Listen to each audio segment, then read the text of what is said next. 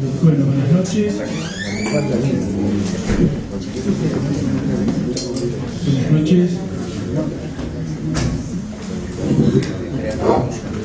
El colegio, desde sus orígenes, mantuvo abiertas las fronteras con otras disciplinas, en particular con distintas disciplinas de las ciencias sociales, y en ese mismo camino nos interesó invitar a Rolando Astarita, compañero de muchos del colegio.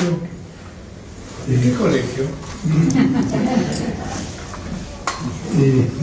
Militante popular de los años 60, 70, estudioso del marxismo, que sin abandonar su convicción militante ha ido profundizando su trabajo alrededor de la obra de Marx y en la actualidad participa de la discusión universitaria.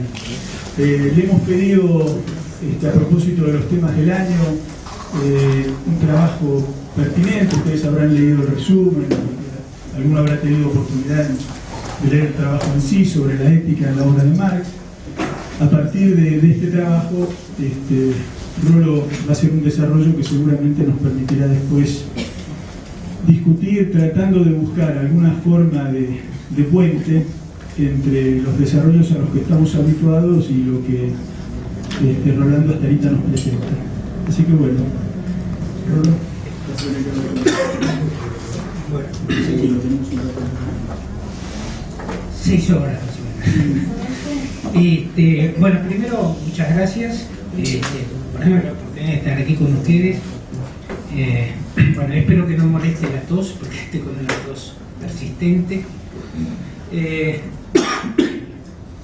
Bueno, a ver, yo primero, bueno, leer me decía, no hagas una cosa con muchas citas, no, nada, trataremos de hacerlo lo más liviano posible. A mí me interesaba con ustedes charlar una cuestión que es acerca de, algunos le llaman una estrategia filosófica, un abordaje filosófico, que se llama, que consiste en la crítica inmanente, lo que llama la crítica inmanente, que fue desarrollada por Hegel y que yo pienso que está también en la obra de Marx. Y bueno, creo que también, no sé, con alguna duda, en la escuela de Frankfurt. Marcuse y toda esa gente. Que la idea esta de la crítica inmanente,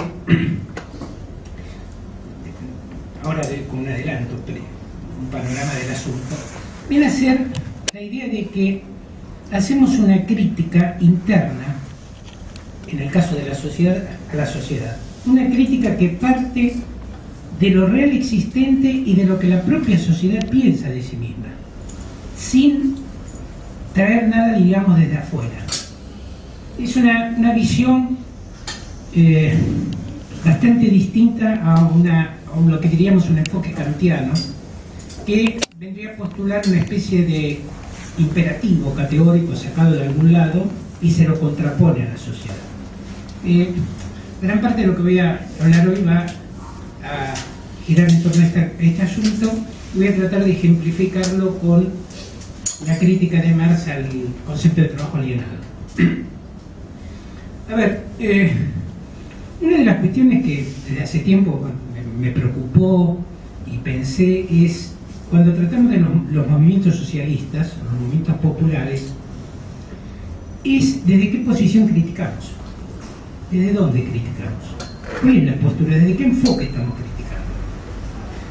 criticando. Nosotros podríamos decir a grandes rasgos que en Marx hay una idea de libertad, después voy a tratar de explicarlo, una idea de autorrealización del ser humano, y una crítica, digamos, a todo lo que hace a la opresión, a la humillación de los seres humanos. Hay como, diríamos, como un pedido de desarrollo de las potencias vitales del ser humano. Todo esto entronca con una corriente que hoy se llama comunismo humanista, que si acaso después hablamos un poco de eso. Pero el tema es ¿Desde qué libertad y desde qué posición de libertad o de autorrealización critica Marx, o podemos criticar los socialistas, a la sociedad existente? Este ha sido un problema muy importante en la historia de los movimientos sociales. Todos sabemos, famoso socialismo utópico, socialismo científico, que hay una manera de crítica de que es tener una sociedad utópica ideal, pensada, racional, abstractamente, y contraponerle al mundo existente. Hay otra posición en el socialismo, tal vez filosóficamente más interesante, que se llamaron los socialistas kantianos. Hoy están un poco olvidados, pero en el siglo XIX, principio del siglo XX, esta gente postuló, caso Adler, Bauer, no sé, esta gente postuló la necesidad de hacer una crítica al sistema capitalista desde algún postulado ético kantiano. Ellos plantearon una máxima. La máxima era tratar siempre a los seres humanos como fin y no como medio. ¿Bien? En principio pensaron que esta máxima era universalizable, y entonces aquí habría, digamos, una posibilidad de crítica social. Una sociedad que no trata a los seres humanos como fines sino como medios es criticable, desde esta máxima, desde este principio. Esto se ha perdido un poco, sí, se ha perdido en el socialismo, pero piensen ustedes que hay mucha gente que critica desde alguna posición ética, moral. Generalmente hay gente que está enojada con el mundo, porque el mundo es inmundo, como me dijo una vez alguien. Yo soy moral, el mundo es inmoral, yo tengo mi moralidad, me opongo al mundo, estoy enfrentada o enfrentado desde mi posición al mundo, y hay un mundo entonces irracional que les puedo oponer un esquema racional, y lo critico desde este esquema racional a partir de alguna máxima que pretende elevarse por encima de todo tiempo y lugar, y que en principio es universal, sería aplicable a toda situación social. Es una universalidad basada en una racionalidad formal. Kant decía, si yo puedo tener una máxima que se puede aplicar en todo lugar y momento sin contradicción, bien, esa máxima se puede convertir en un imperativo categórico y todos la podemos, bien, todas las podemos utilizar, y el conseguir una libertad sería en última instancia atenernos a esta máxima y luchar por esta máxima desde alguna perspectiva. Bueno, esta cuestión me parece muy importante porque desde alguna posición de este tipo, yo tengo la verdad, yo tengo un mundo mejor en la cabeza, se han tratado de imponer sistemas sociales, se han tratado de imponer ciudades de utopía, y aquí entonces entra lo de Hegel un poquito. Hegel lo que viene a decir sobre esto es que esta universalidad basada en principios trascendentes nos puede llevar a reglas y a un modo de ver las cosas que puede ser una combinación de reglas inhumanas o de reglas abstractas y vacías de contenido. Voy a poner un ejemplo. Los hegelianos en esto siempre se divierten mucho, ¿no? En los tratados de ética. Ejemplo de un hegeliano. Si tomamos la regla moral no robarás, ¿bien? Todos sabemos de alguna manera que si una madre roba para darle de alimentos al hijo, cualquier juez tiene esto en consideración y de alguna manera nos clama nuestro sentido común de que no ha violado ningún principio ético. A ver, si yo ayudo a un judío engañando a un nazi, no estoy cumpliendo la máxima de tratar siempre a una persona como fin y no como medio, porque al nazi lo estoy tratando como medio, o peor, bien, para salvar al judío. Entonces, lo que dice Hegel es estas máximas pueden ser inhumanas, en el caso de la madre, son abstractas o pueden ser abstractas, el caso del nazi y del judío, y tenemos el peligro del dogmatismo, de la regla fija, impuesta, ¿bien? Y entonces lo que viene a decir Hegel es, tengo que preguntarme por las condiciones sociales en que se aplica esa máxima, tengo que preguntarme por las contingencias sociales y políticas en que está ocurriendo, digamos, los acontecimientos que estoy analizando. Y si me pregunto por esto, empiezo a reconocer que estos acontecimientos están inmersos en lo social, surgen de lo social. Y entonces aquí lo que viene a decir Hegel es que estas reglas surgen de prácticas humanas, no son trascendentes, no surgen de una indagación en el alma, en Dios o en cualquier otro principio, sino que son elaboraciones histórico-sociales, productos de los seres humanos en su evolución, los conceptos incluso de igualdad, de libertad, de justicia, no son creaciones individuales. Y como no son creaciones individuales, no pueden realizarse individualmente. Esta es una de las ideas más fuertes. No pueden realizarse sobre la base de reclamarle a la gente que cumpla un imperativo ético, apelando a su conciencia. A ver, aquí hay que tener en claro que Hegel no es individualista, después voy a ver si puedo desarrollar un poco esto, aunque no niega el desarrollo de la personalidad. Son dos cuestiones aquí vinculadas, ¿bien? No ser individualista es una cosa, ¿bien? Negar el desarrollo de la personalidad es otra. Lo que rechaza Hegel es la idea de individuos aislados que están autolegislándose a partir de principios trascendentales, porque lo que viene a decir él es que, insisto, la realización de la libertad, la realización de la justicia es un fenómeno social. O sea, no involucra al yo, involucra a nosotros, involucra el proyecto colectivo. A ver, el mismo hecho de que yo tenga que indagar por las condiciones sociales en que se aplica esa máxima me está mostrando que el problema es social, que el problema es colectivo, que no puedo realizarme en esa libertad si no lo pienso como colectivo, que no es posible una libertad entonces por fuera de ese entorno social. Y aquí surge lo que algunos comentaristas de Hegel dicen: Hegel desarrolla una ética de la libertad.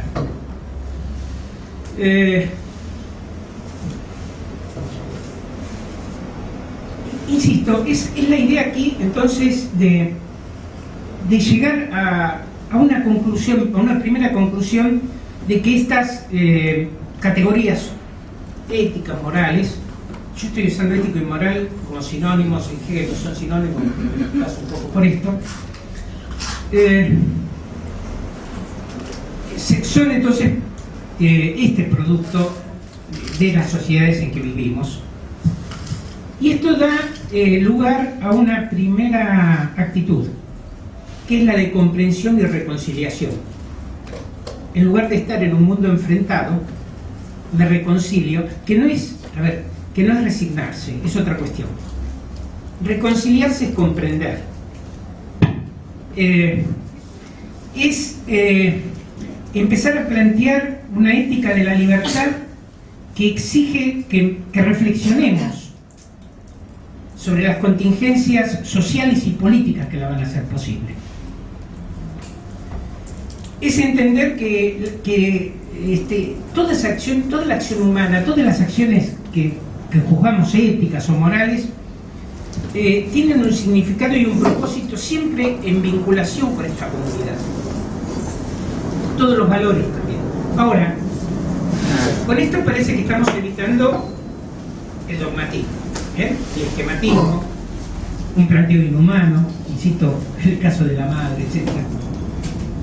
Pero nos va a llevar, o nos puede llevar a otro peligro, que es el relativismo.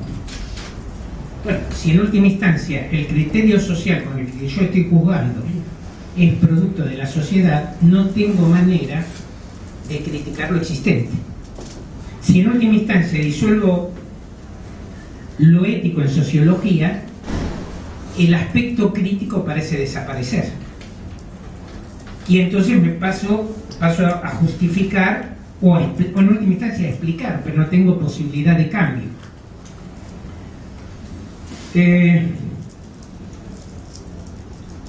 Y entonces parecería que estamos cayendo en dos polos. O soy crítico y dogmático y postulo bien algún principio, o en última instancia termino conciliando con lo existente. Bueno, y aquí viene entonces el tema de la crítica inmanente. La crítica inmanente trata de superar esta dicotomía. La crítica inmanente parte, ahora lo voy a tratar de ejemplificar con el caso del trabajo alienado, pero la crítica inmanente parte de la idea de que hay desniveles, que hay contradicciones, que hay disidencias o diferencias entre lo que algo es y lo que algo proclama que es, a partir de las cuales vamos a poder reflexionar. Y va a haber una práctica de reflexión, va a haber una práctica de discusión. Y a partir de esto vamos a empezar a encontrar un motor de cambio y de desarrollo. Pero de una crítica que tome criterios de crítica que surgen de la propia realidad social, no salidos de afuera.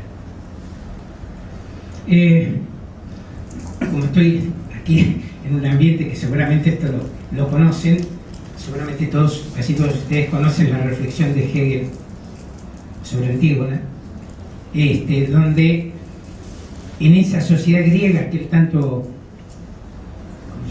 como tanto admiraba, la realización humana es la realización a partir de sentirme identificado en esa sociedad griega, él empieza a ver, empieza a analizar que entre la ley familiar o la ley divina y la ley de la polis hay una diferencia, hay una contradicción, no se pueden armonizar fácilmente, y a partir de aquí hay una necesidad de reflexión y de cambio, o por lo menos de adecuación de esas cuestiones. Es decir, pero en la misma sociedad se va encontrando en la misma obra Antígona, digamos, los personajes van desarrollando esta contradicción y la vamos viendo y van corrigiendo a partir de esto. Esto tiene que ver también con la manera en que Hegel desarrolla su lógica, su epistemología, ¿no?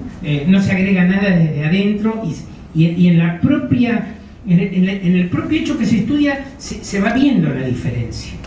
Yo creo que esto se puede ver, me parece bastante bien en el tema del trabajo alienado en Marx. Todos conocemos que la categoría de trabajo alienado fue muy importante en la juventud de Marx, en los famosos manuscritos de 1844. Después voy a decir brevemente que yo creo que nunca abandonó esta concepción. No tuvo la centralidad del 44, pero nunca la abandonó.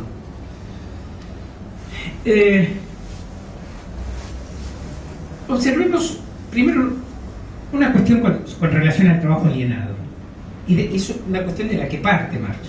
Pero hago esta reflexión hoy, digamos, 2012. Hay una noción extendida entre todos nosotros de que de alguna manera el trabajo tiene que ver con la realización nuestra.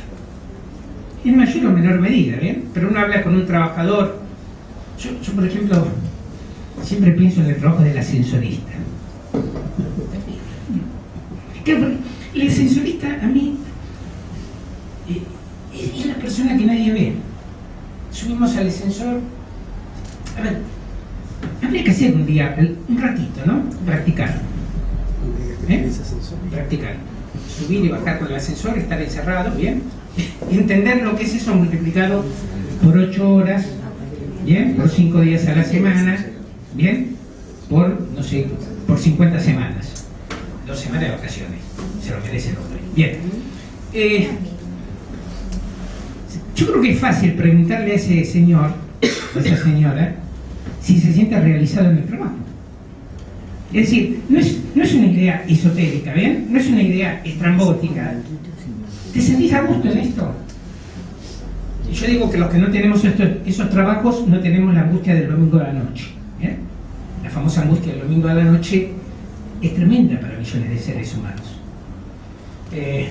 Los que estudiamos economía, yo trabajo economía, o eso que se llama economía, el tema de la insatisfacción en el trabajo surge una y otra vez en los consultores laborales, siempre la insatisfacción del trabajo. Esto para no tomar los casos extremos.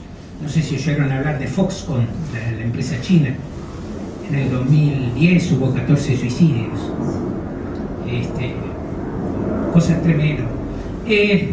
Entonces, primero, hay una noción extendida, voy a esto, sobre que en el trabajo de alguna manera tenemos que realizarlos. Y hay una noción en Hegel y en la economía política de la realización del trabajo humano que Marx va a tomar. Pongo un poquito lo de Hegel. En Hegel el trabajo es clave para llegar a la libertad autoconsciente. La idea de autoconciencia, de conciencia del yo mismo y de libertad en Hegel es fundamental. Pero la autoconciencia en Hegel no es la conciencia de ser yo mismo siempre, a lo Kant, la identidad del yo, sino la conciencia incluye un reclamo a lo que aspiro a ser, a lo que quiero hacer, en lo que me quiero desarrollar.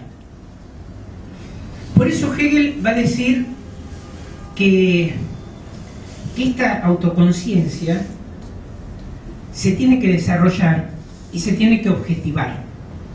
Tenemos que encontrar de alguna manera un reflejo, o tiene que encontrar esa conciencia un reflejo estable de sí misma para hacer lo que es.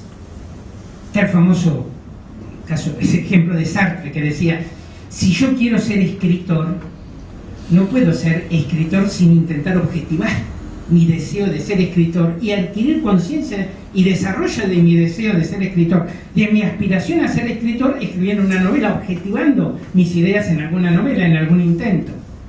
Es la única manera de plasmar mi subjetividad y adquirir conciencia de mi subjetividad y desarrollar mi propio yo. Esto es lo que viene a decir Hegel.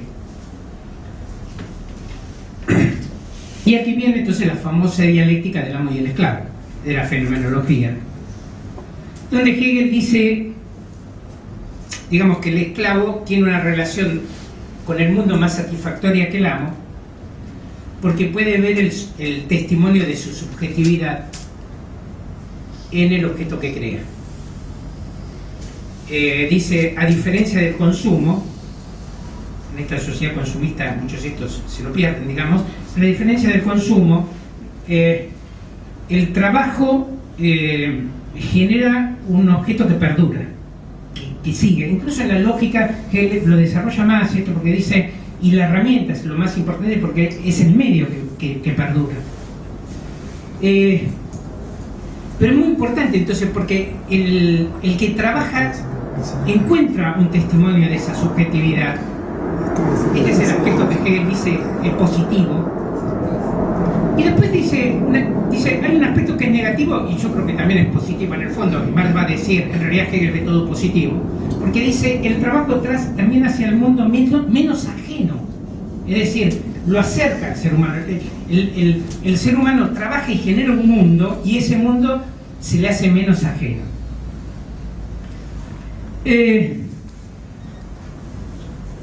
Marx toma estas ideas y no le agrega nada en el fondo. A ver, le agrega una cosa, decir, esto no se cumple, esto es lo que no existe. Marx en los manuscritos empieza diciendo, parto del ser humano real, concreto, de carne y hueso, no de una abstracción. Hay un ser humano que está trabajando, hay un ascensorista, si ustedes quieren, que está ahí metido en el ascensor. Y parto de esto, y parto de la actitud ante el trabajo que tienen Hegel y la economía política, que dicen que el ser humano se realiza en el trabajo. Y entonces, a partir de aquí, Marx trabaja con la oposición. A partir de aquí trabaja con la contradicción. Pero es una contradicción que no viene de afuera, viene del propio examen y de los propios valores proclamados. La conciencia de que el trabajo humano es fundamental en la autorrealización del hombre, esa noción es una noción histórico-social, proviene de la práctica de los seres humanos, no viene de algún principio trascendental sacado por la mera el mero pensar de la conciencia. Y Marx entonces ahí desarrolla sus ideas de alienación, de enajenación, alienado, enajenado, que me siento extraño, ¿bien? No me encuentro. ¿Qué lo ve primero en el objeto que hace el trabajador? El trabajador hace un objeto que se le hace extraño, que lo domina, genera riqueza y esta riqueza lo domina.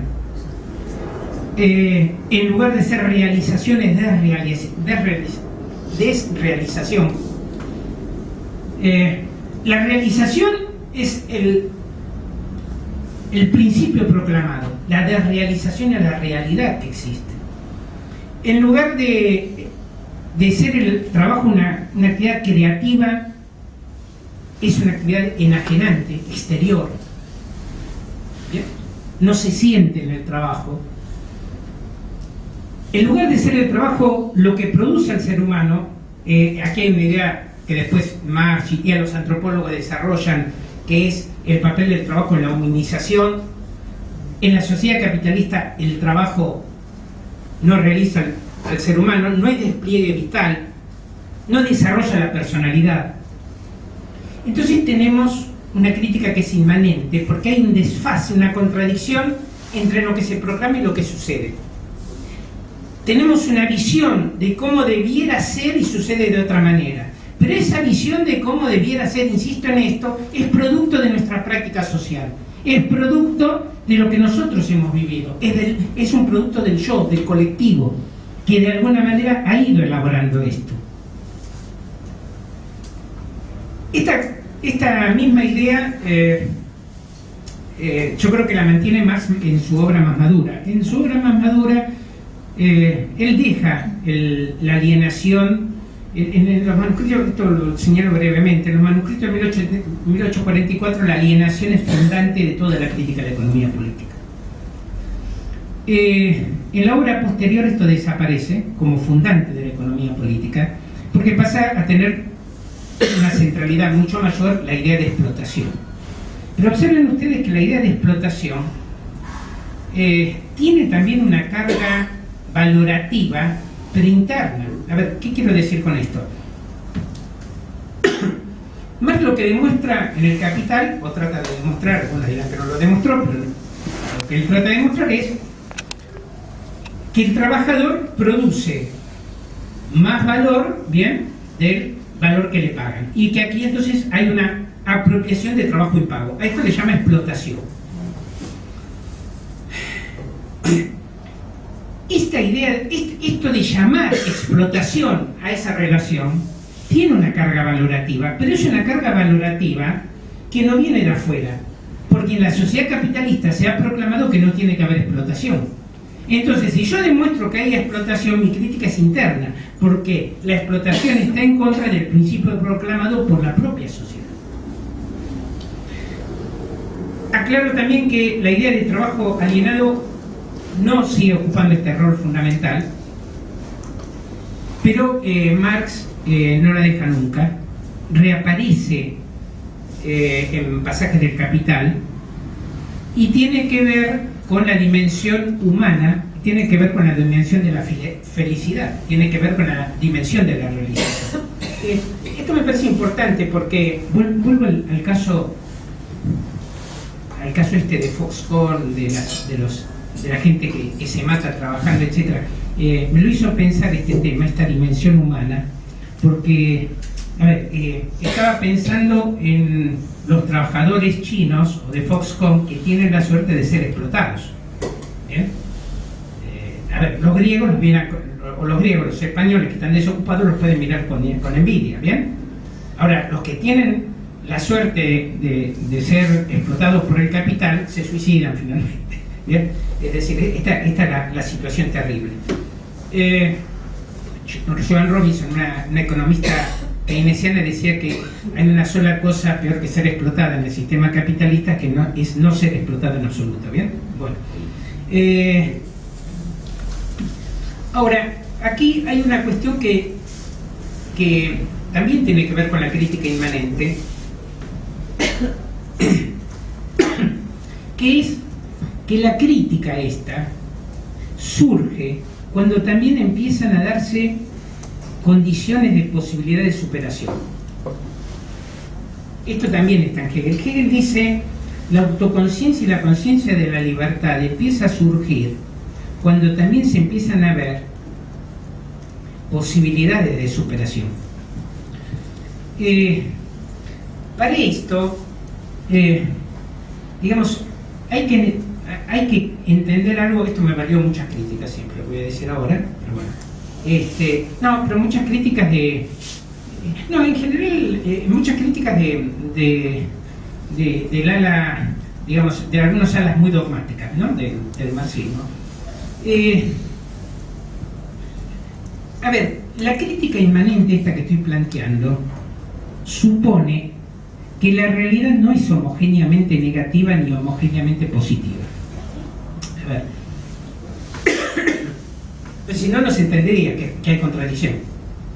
A ver, la crítica de Marx a Hegel sobre el trabajo es que Hegel ve solamente el lado positivo, autorrealización, el mundo se me hace, y no ve lo negativo del trabajo capitalista, que niega esa positividad que ve Hegel. ¿Bien? Entonces, la crítica de Marx a Hegel sobre el trabajo es esta. Ve solamente el trabajo como positivo. Ahora, no hay que cometer el error simétrico. La famosa cosa de el mundo es una inmundicie y entonces yo me tengo que retirar al desierto y proclamar desde el desierto: cambien, no sean brutos, no sé qué sé yo. A ver, volvemos un poquito al trabajo alienado, porque esto da lugar también a ver el tema de la individualidad y la personalidad. A ver, lo que viene a decir Marx es que el trabajo alienado niega la realización, pero abre una posibilidad de superación, porque no es totalmente negativo. ¿Qué quiero decir con esto? A ver, la idea no es volvamos al trabajo medieval o al hombre de las cavernas, que a lo mejor el hombre de las cavernas estaba alienado. Y esto tiene que ver con una imagen que tiene Hegel. A ver, yo la voy a usar, pero no quiero decir con esto que sirva para todo desarrollo social, ni nada por el estilo. Sirve para alguna... a ver, quiero aclarar esto, ¿no? Yo uso a Hegel en lo que me conviene. Tengo un criterio utilitario. Entonces yo creo que esta imagen sirve, la que veo. Un fin para vos. Un medio y un fin para vos. Sí, exacto. Me ayuda a pensar, nada más. Tampoco, a ver, todo lo que he dicho hoy me basé mucho en comentaristas que me ayudan muchísimo. Hay un renacer del pensamiento hegeliano, sobre todo en lengua anglosajona, y hay mucha gente que me ayudó mucho para esto, ¿bien? Leyéndolos, digamos, es una afición que tengo, pero me ayuda a pensar problemas. Bien.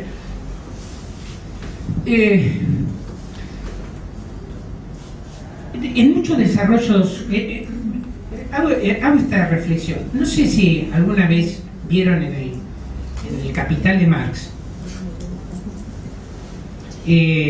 bueno, no me acuerdo en qué capítulo, creo que en el 4, en el 5 del tomo 1, bueno, no importa, en algún capítulo del principio, Marx dice algo que siempre me impactó, ¿no? Dice, para que haya sistema capitalista, los hombres tienen que ser libres. Y dice libres en dos sentidos. Tienen que haber sido liberados de los medios de producción, o sea, al campesino, al artesanado, le sacamos los medios de producción, se llama la acumulación originaria, y tienen que ser libres de ir al mercado. ¿Bien? Libres en dos sentidos. Liberados de los medios de producción, esta carga de los medios de producción. Bueno, yo siempre pensé que eso de libre de los medios, liberados de los medios de producción era una ironía de Marx. A veces mete pullas, ¿no?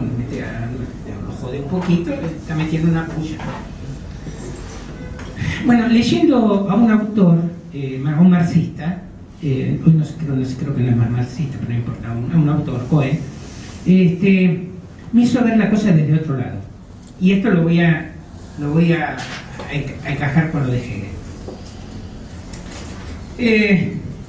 Hegel dice que en muchas figuras de la evolución hay primero una unidad indiferenciada. ¿Bien? Por ejemplo, él dice Grecia, en Grecia había libertad, pero había una unidad indiferenciada del ciudadano con la polis. Se realizaba naturalmente en esa la libertad se realizaba naturalmente en esa relación con la comunidad.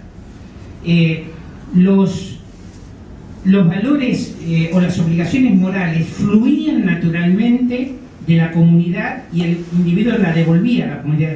La idea de libertad en Hegel aquí es sentirse como en casa, no sentirme extraño en el mundo.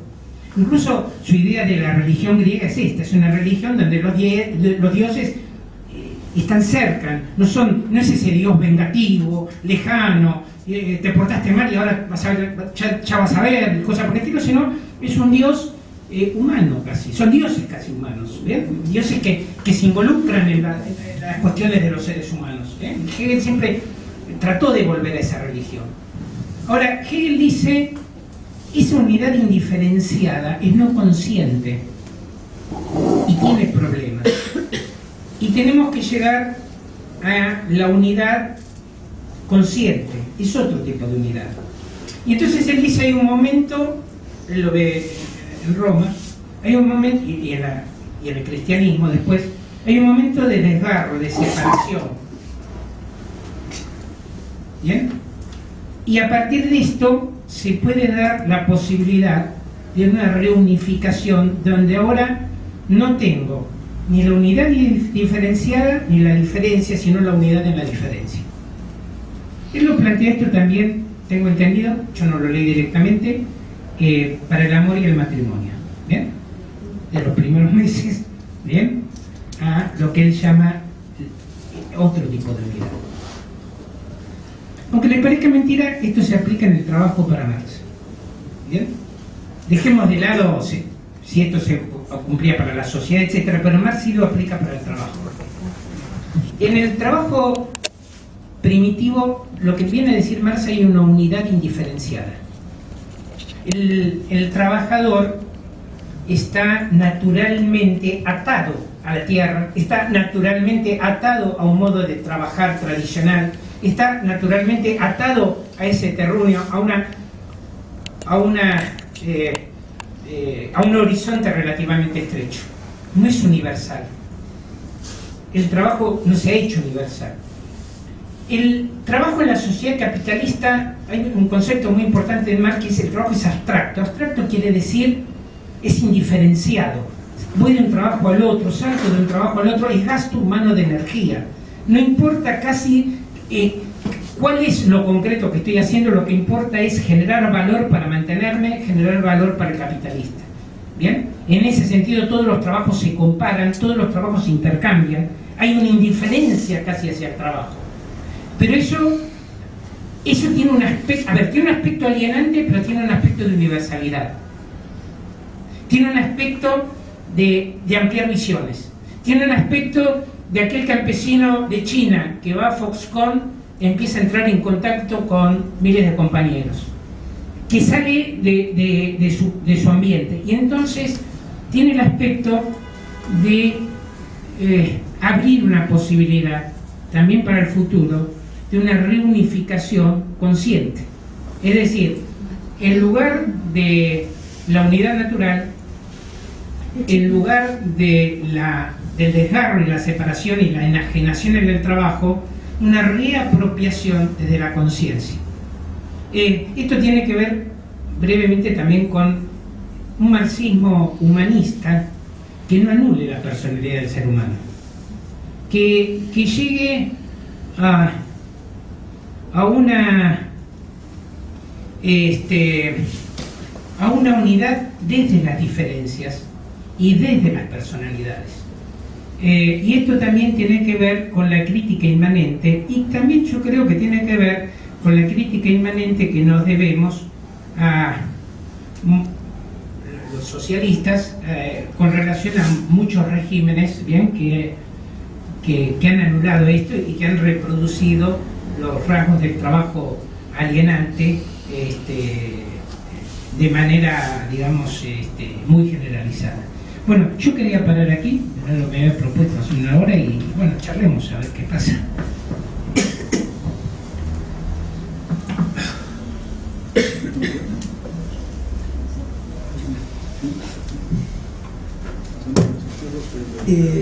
Me encantó toda esta cosa de... No, deja. No. Sí, no, que quede registrado. Si lo logro prender, suena. A ver qué acá sale.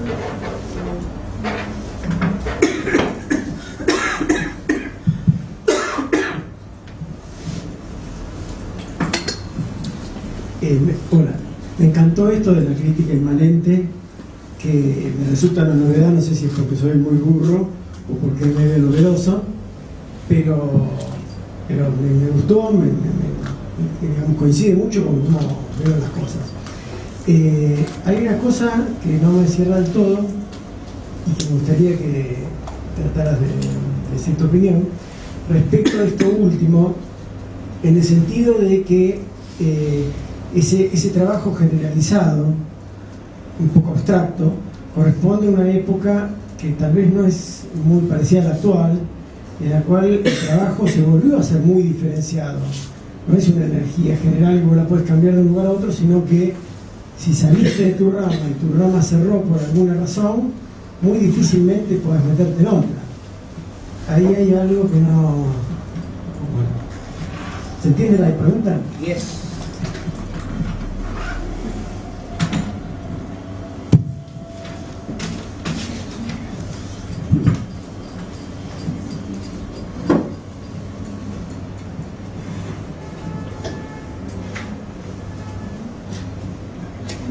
Rodolfo.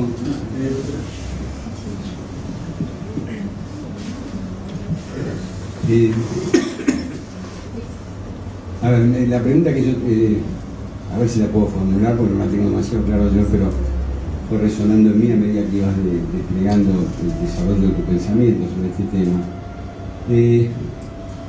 Esta diferencia entre lo que me pareció entender, lo que vos llamás la crítica inmanente, o sea, una crítica que arraiga en el proceso social mismo y encarna en aquellos sujetos actuantes que están metidos en ese proceso y que despliegan un pensamiento sobre el propio proceso, valores que tienen que ver sobre el propio proceso y valores que desde otro ángulo ese mismo proceso muestra que no realiza, digamos, ¿no? Ahí se abriría como un desdoblamiento en la práctica social misma. Y vos lo pusiste en contraposición la crítica inmanente con lo que podríamos llamar una crítica trascendente que arraiga en algo del orden de lo extrasocial, para decirlo de algún modo. Ahora, esta es la concepción de los, tal vez de los que despliegan esa crítica trascendente, pero uno podría pensar que la crítica trascendente, a espaldas de los que la ejercitan, encuentra modos de arraigo, porque ahí entraría la pregunta que vos me parece recordar que hiciste inicialmente, que es desde dónde habla el que hace la crítica. Bueno, habla también desde el interior del mundo social, creyendo que apoya su decir en principios que fundan al mundo social desde afuera, qué sé yo, Dios. Pero esa creencia, digamos, habría que poder intentar pensar desde la perspectiva social cómo se ha constituido una enajenación respecto al propio pensamiento, que sigue siendo un pensamiento creado desde un posicionamiento social, que es un cierto punto de vista sobre lo social, es decir, la vista desde un punto, que es diferente de los otros puntos. ¿Se entiende la...?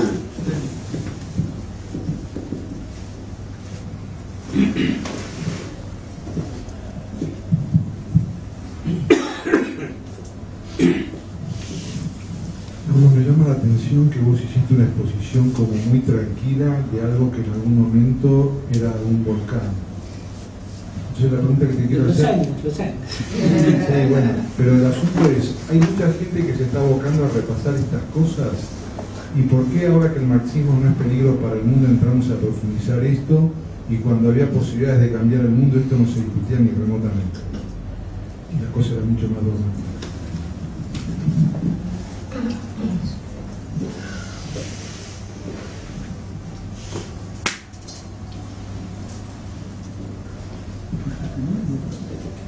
Bueno, sí, claro, voy a responder algunas cosas o no, pero aparte podemos hacer una discusión o algo así.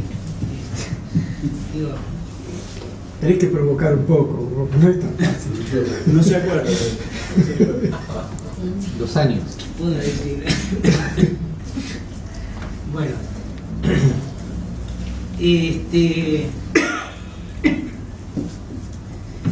Bueno, primero, la pregunta que hace Gabriel, sí, es muy importante esa pregunta sobre el trabajo indiferenciado.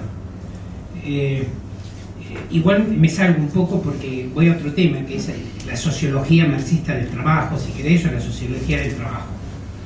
En realidad, en el marxismo, hay una corriente que más bien dijo lo opuesto a lo que decís vos, que el trabajo se hacía cada vez más indiferenciado, y que así seguía. Hubo un autor que fue muy bueno para esto, se llamó Braverman. Yo lo recomiendo ese libro, bueno, está acotado, pero por ahí se puede conseguir, Trabajo de Capital Monopolista. Braverman, una cosa interesante, porque él había sido un artesano, un obrero muy calificado, y va viendo las pérdidas de oficios. Y entonces él asiste a muchas pérdidas de oficios. Uno puede decir, digamos, oficios que se perdieron,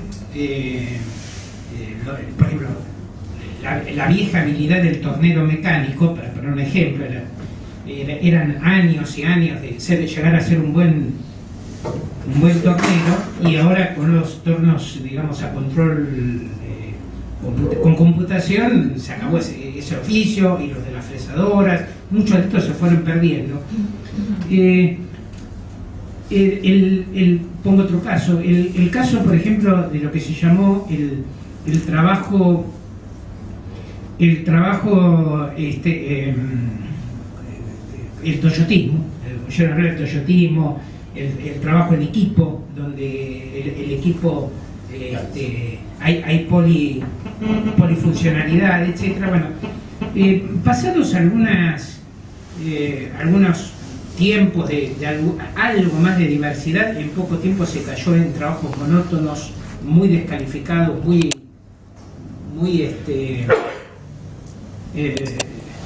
aburridos. Doy un ejemplo, es una cosa tremenda, doy este ejemplo. En las viejas líneas de montaje, por una serie de rigideces que había, en promedio, de cada minuto que se trabajaba, había 45 segundos de operaciones efectivas, ¿bien? Bueno, en las fábricas Toyota, por cada minuto, con el trabajo en TIC, ¿no? Por cada minuto de trabajo había 57 segundos de operaciones efectivas. Los fenómenos de agotamiento nervioso, de incluso de suicidio, etcétera, reaparecieron en la fábrica Toyota, agravados muchas veces, y hubo que retroceder de eso. Y se da un fenómeno que es bastante común, la pérdida de cualificación, pero eso siempre existió, ¿bien? se pierde cualificación y hay que entrar a trabajar siempre como operario simple. El operario simple es aquel que su capacitación nos lleva más de 4 o 5 días a lo sumo para alcanzar la producción normal. Entonces, lo que hoy se tiene o se ve es que hay procesos de recualificación. Hoy han surgido bien programadores, nuevos trabajos, etcétera, pero también hay procesos permanentes de descalificación. Y estas tendencias han operado siempre a lo largo del sistema capitalista y aparentemente siguen operando hoy, ¿bien? Es decir, hay enormes masas de trabajo que están siendo descalificados, están siendo descalificados, porque una manera que tiene el sistema capitalista de abaratar la mano de obra es simplificar las operaciones, automatizarlas, y hay operarios que pasan a controlar las máquinas bien de manera relativamente automática. Y hay otros que pasan, digamos, o necesitan más cualificación. La famosa crítica de los agrarios de que necesitan gente con calificación para manejar sí, todo eso es cierto. Es decir, ahí hubo avance de cualificación, pero permanentemente también está habiendo el proceso contrario. Hasta ahora, aparentemente el toyotismo esto no lo ha revertido. Incluso hay que decir que ni siquiera se ha instalado el toyotismo, ¿bien? Hay una mezcla de toyotismo y fordismo, y hoy se ha llegado a un híbrido, y donde, mirá, es una constante de todos los trabajos sobre todos los estudios sobre sociología del trabajo, el tema de la desafección al trabajo, de la desatención, de la falta de perspectivas. Eso sigue siendo una cuestión muy, muy importante. Yo le decía la otra vez a Negro, hablando por teléfono, que esta es una dimensión que muchas veces se pierde, la realización del ser humano en el trabajo. Es decir, es toda una dimensión humana que, bueno, como me decías, el trabajo y el amor son, digamos, son elementos fundamentales en la realización humana, y esta es una cuestión que sigue muy presente, que sigue muy presente. Ahora, hoy incluso se ha desarrollado fíjense, antes, bueno, o por lo menos en los años 70, el obrero metalúrgicos o mecánicos que yo vi, era alguien que aprendía oficios. Había esa integración del colegio industrial con el oficio, con un orgullo de oficio. Incluso esto generaba a un trabajador con capacidad de defensa ante la patronal.